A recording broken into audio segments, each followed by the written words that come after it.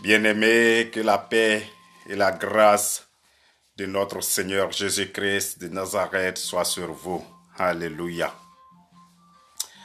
Nous voilà encore ce soir en ligne pour partager avec vous la parole de Dieu.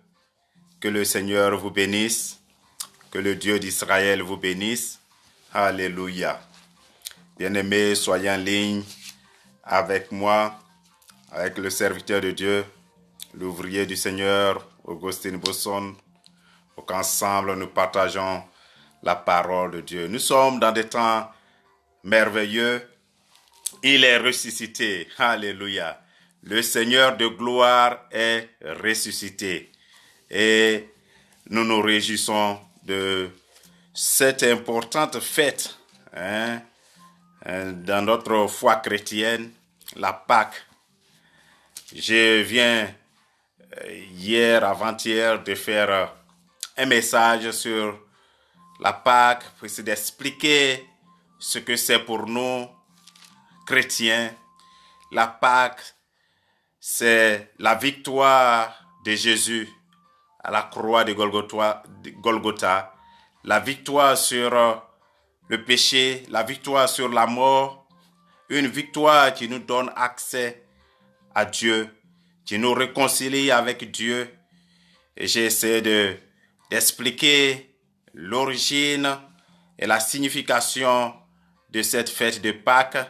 Notre Pâque chrétienne que nous fêtons, en fait, est sortie de la Pâque juive qu'on appelle Pessah. Et la signification profonde de cette Pâque juive, c'est la célébration de la commémoration, de la libération d'un peuple de l'esclavage d'Égypte. Alléluia. Et l'établissement d'une alliance entre Dieu et ce peuple-là. Donc la Pâque juive qu'on appelle la Pessah est la libération du peuple juif de l'esclavage et l'établissement d'une alliance entre Dieu et son peuple. Et j'ai expliqué aussi que la Pâque que nous fêtons là, c'est en fait la libération de l'humanité entière du joug du péché et l'établissement aussi d'une nouvelle alliance entre Dieu et l'humanité. C'est ça, en résumé, la signification profonde et l'origine de la Pâque que nous fêtons.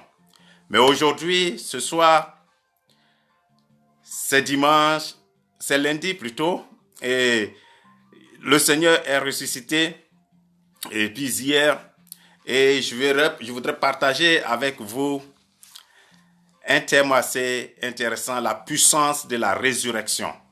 Nous sommes toujours dans le moment de Pâques, aujourd'hui c'est lundi de Pâques, et donc je voudrais faire ce message-là, la puissance de la résurrection. Alléluia. Et donc, pour parler de cette puissance de la résurrection, parce que c'est très important, qu'est-ce que cela signifie pour nous? Nous allons prendre un texte dans le livre de Matthieu, l'évangile de Matthieu au chapitre 27, à partir du verset 62 au verset 66. C'est un texte assez intéressant et que nous allons ensemble explorer. Alléluia.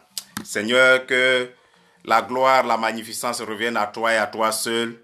Viens et prends le contrôle de ce moment. Viens investir, Seigneur, ce canal que nous avons de partager ta parole. Fais-nous du bien, Seigneur Jésus-Christ de Nazareth, au travers de ce message, et que ton nom seul soit glorifié au nom de Jésus. Alléluia. Et donc, Matthieu écrit dans ce texte, le lendemain, qui était le jour après la préparation, les principaux sacrificateurs et les pharisiens allèrent ensemble auprès de Pilate. Et ils dirent, Seigneur, nous nous souvenons que cet imposteur a dit, quand il vivait encore, après 3 jours, je ressusciterai. Après 3 jours, je ressusciterai. Ordonne donc que le sépulcre soit gardé jusqu'au 3e jour, afin que ses disciples ne viennent pas dérober le corps et dire au peuple, il est ressuscité des morts. Cette dernière imposture serait pire que la première. Pilate leur dit, vous avez une garde, allez, gardez-le comme vous l'entendrez. Alléluia. Ils s'en allèrent et s'assurèrent du sépulcre au moyen de la garde après avoir scellé la pierre. Et on dit Alléluia. Amen. Voici le texte sur lequel je vais baser le message aujourd'hui, la puissance de la résurrection. Alléluia. Dans ce texte que je viens de lire, bien-aimés, nous trouvons tout. Nous trouvons le blasphème. Alléluia. Nous trouvons la méfiance des personnes qui se posent à Dieu. Nous trouvons dans ce texte-là l'incrédulité même, la diffamation et les mauvaises pensées des gens. Alléluia. Nous trouvons dans ce texte le plan machiavélique de l'homme pour s'opposer à l'accomplissement de la parole de Dieu. Nous trouvons dans ce texte des hommes qui luttent contre Dieu. Alléluia. Ce texte est véritablement intéressant et je voudrais que nous voyions un peu en détail ce texte-là. Alléluia. Il est dit au verset 62, le lendemain qui était le jour de la préparation, c'est-à-dire vendredi, les principaux sacrificateurs et les pharisiens allèrent ensemble auprès de Pilate et dirent, Seigneur, nous nous souvenons que cet imposteur a dit, cet imposteur, il s'agit de notre Seigneur, de Jésus-Christ, qu'ils appellent imposteur ici, parce que quoi? Ils n'ont jamais accepté, ils ne pouvaient pas l'accepter que le Seigneur Jésus-Christ soit le Messie d'Israël, qu'il soit le Fils de Dieu, qu'il soit Dieu. Donc ces déclarations, ces vérités, qui sont en fait vraies, alléluia, qu'il est le Fils de Dieu, qu'il est le Messie d'Israël, qu'il est le Dieu devenu chair, cette vérité, ils n'ont jamais pu pouvoir l'accepter. Et pour eux, il s'agit d'une imposture. Et donc, ils vont chez Pilate pour dire, cet imposteur a dit, quand il vivait encore, après 3 jours, je ressusciterai. Alors donc, ils vont dire ça à Pilate. Pourquoi? Parce qu'il faut pour eux tout faire pour empêcher alors qu'il ressuscite. Parce qu'il a dit de son vivant qu'il mourra. Après 3 jours, il ressuscitera. Et donc, il faut tout faire pour empêcher la résurrection, pour empêcher qu'il ressuscite. Alléluia.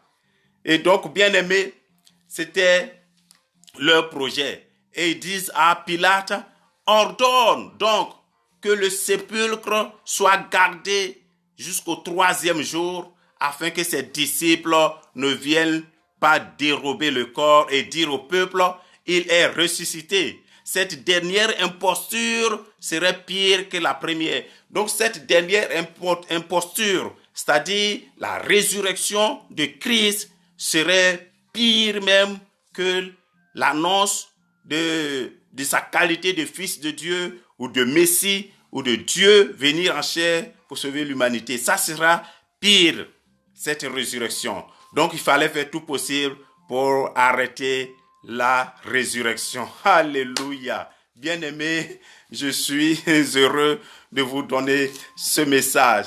Et Pilate leur dit, vous avez une garde, allez, gardez-le gardez-le comme vous l'entendrez.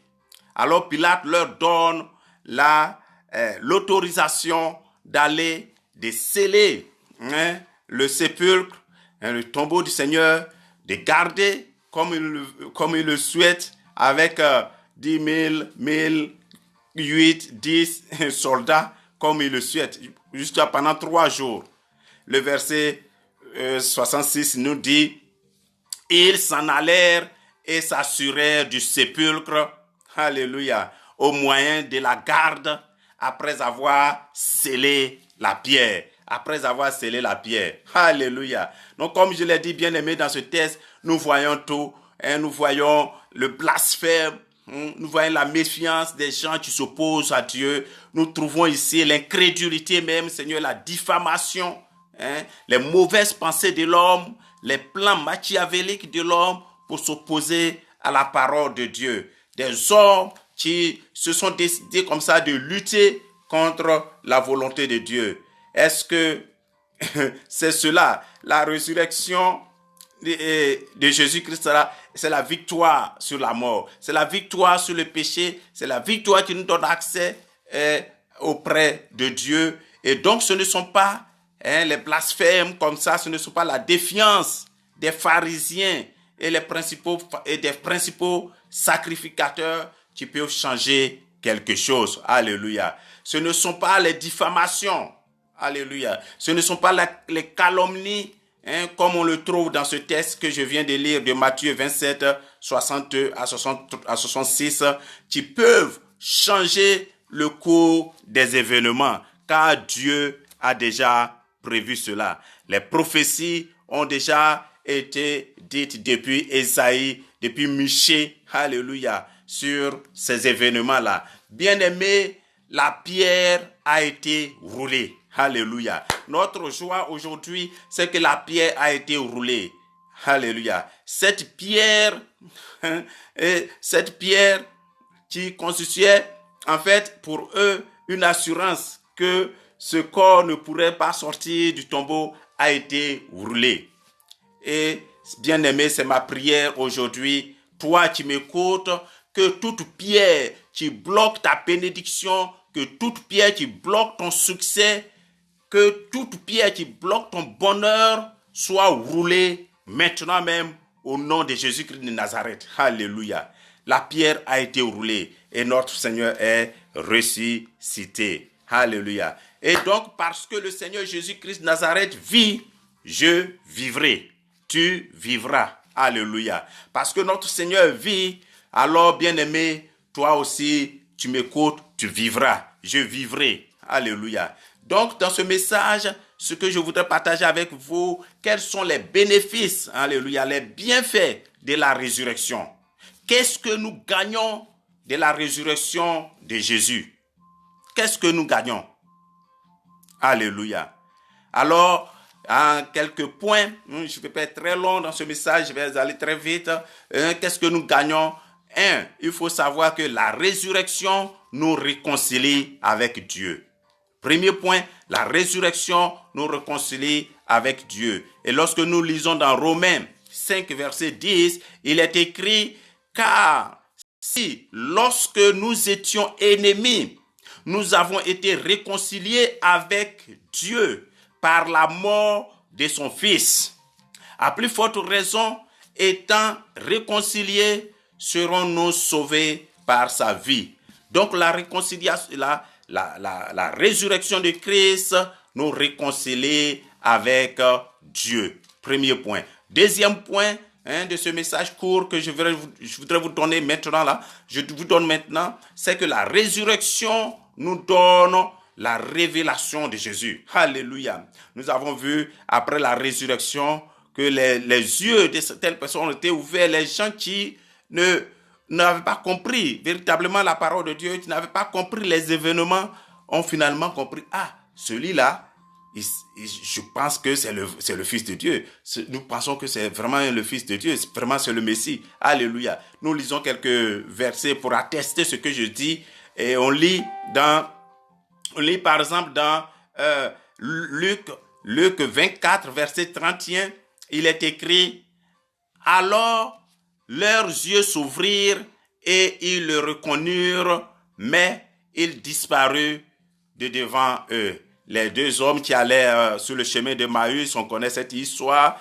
Donc, leurs yeux s'ouvrirent et ils le reconnurent, mais il disparut de devant eux. Alléluia. Lorsque nous lisons Luc 24, le même chapitre, le verset 45, il est écrit, alors il leur ouvrit l'esprit afin qu'ils comprissent les Écritures. Donc la résurrection de Jésus-Christ de Nazareth a permis à certaines personnes, à ses contemporains, que leurs yeux s'ouvrent pour comprendre la parole de Dieu, pour comprendre les Écritures, ce qui a été écrit par Ésaïe, par Michée, par tous les prophètes que nous connaissons. Alléluia. Il s'agissait d'une révélation de Jésus-Christ de Nazareth. La résurrection a apporté une révélation de ce que est Jésus. Alléluia.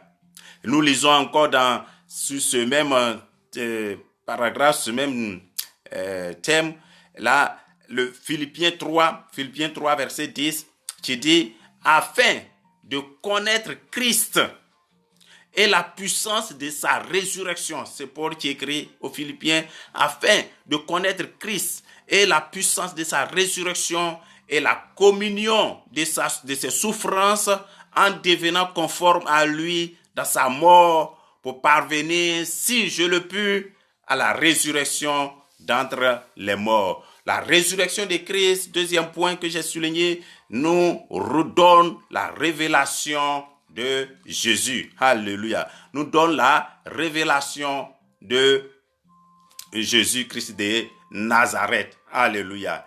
Et donc, bien aimé, le troisième point que je voudrais donner ici, c'est que la résurrection de Christ nous rend capables de vivre une vie de domination.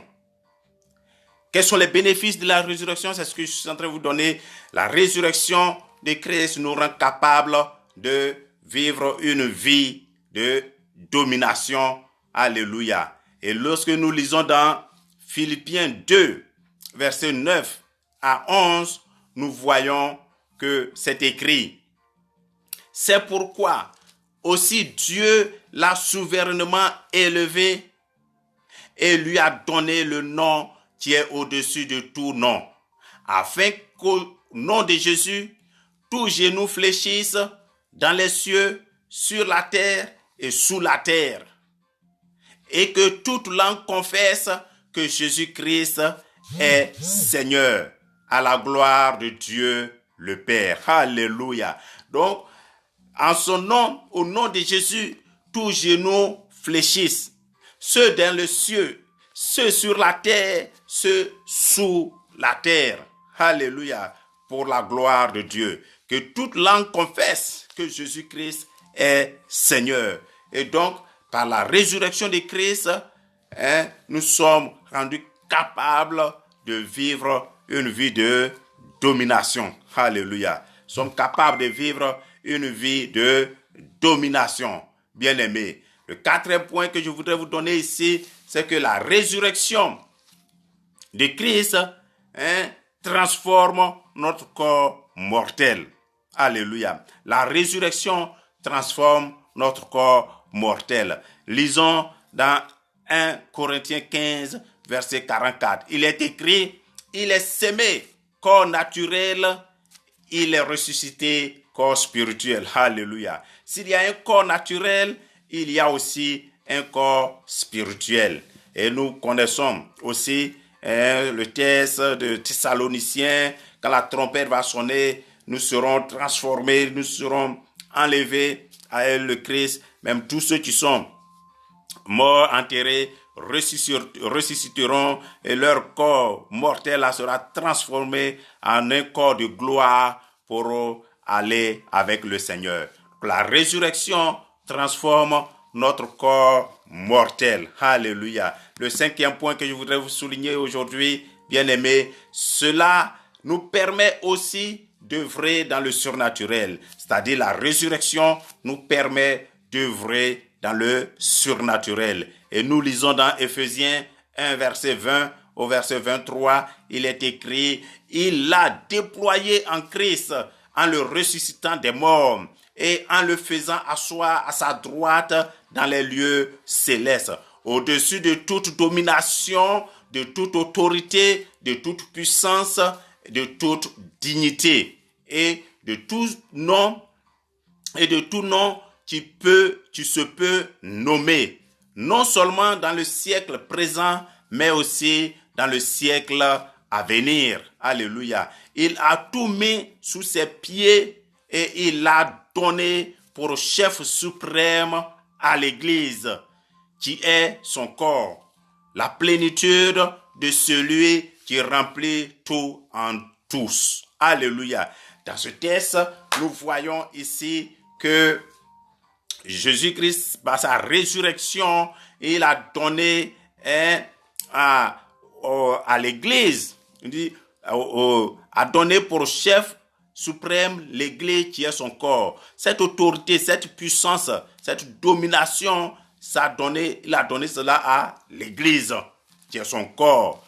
Donc, par sa résurrection, si nous croyons à la résurrection de Christ, cela nous permet d'œuvrer dans le surnaturel. L'église du Seigneur est une église de puissance, une église d'autorité. Ce n'est pas une église seulement de la littérature, mais une église de démonstration de la puissance de Dieu, la puissance de sa résurrection. Alléluia.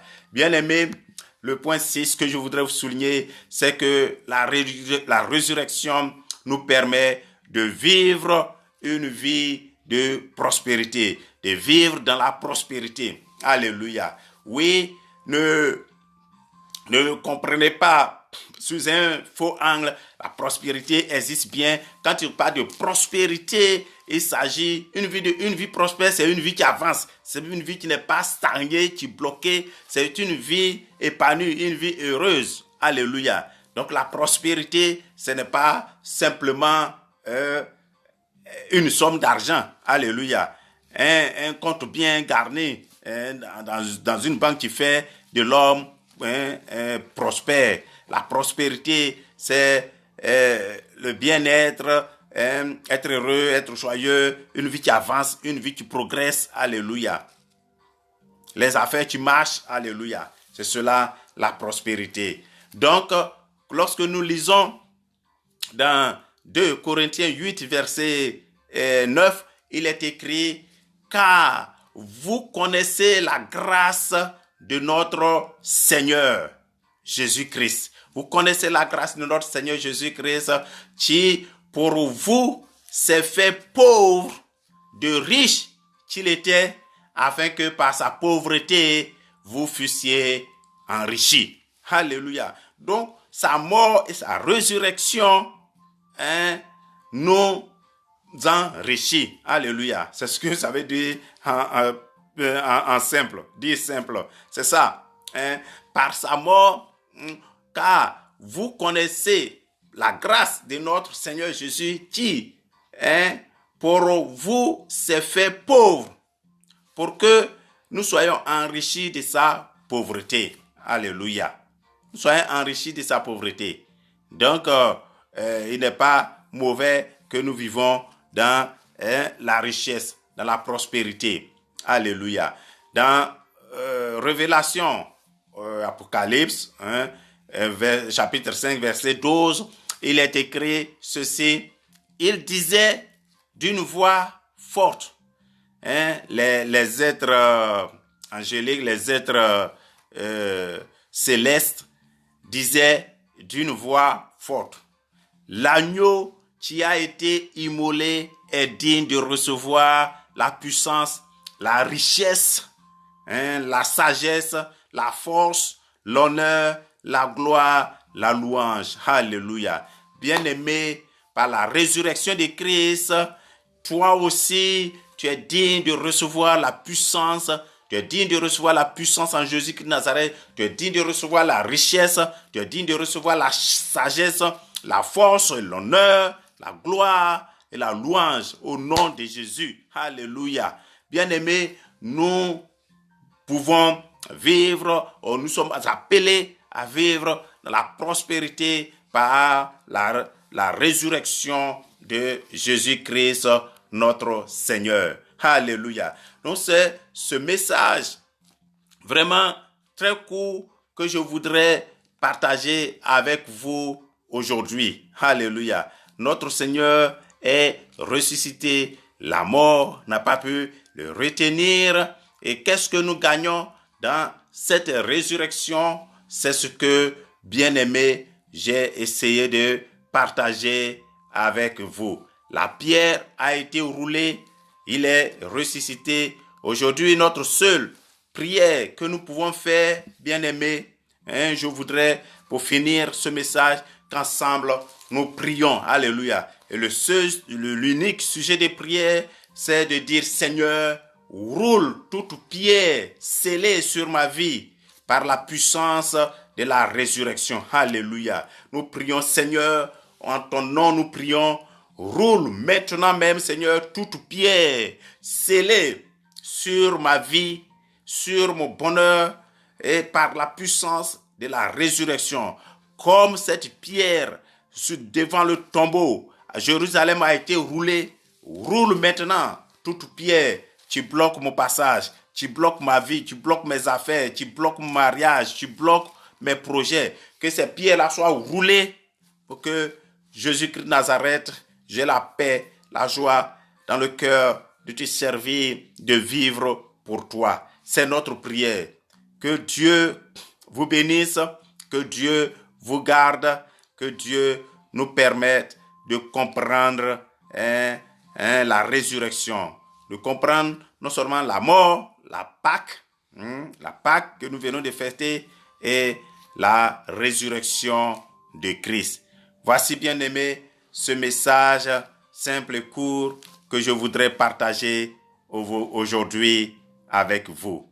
Que Dieu vous bénisse et nous nous retrouvons demain pour partager un autre message. Peut-être je le ferai, oui, demain je le ferai en anglais, comme je l'ai fait hier en allemand, aujourd'hui en français, demain je le ferai en anglais. Que Dieu bénisse et le Seigneur soit avec vous et on se voit demain pour un autre message au nom de Jésus. Amen.